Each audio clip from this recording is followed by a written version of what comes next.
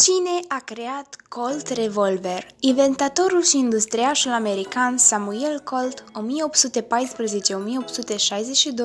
este în general creditat cu invenția primului revolver, o armă de foc numită după inventatorul său Colt și după revolverul cilindrului său rotativ.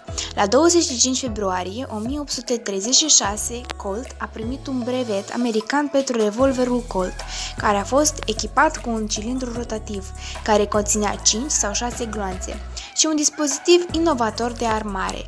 Colt nu a fost primul revolver, dar a fost primul revolver cu cărtuș, care a fost adoptat oficial de armata SUA și și-a păstrat monopolul până când sistemul unic de acțiune a fost înlocuit.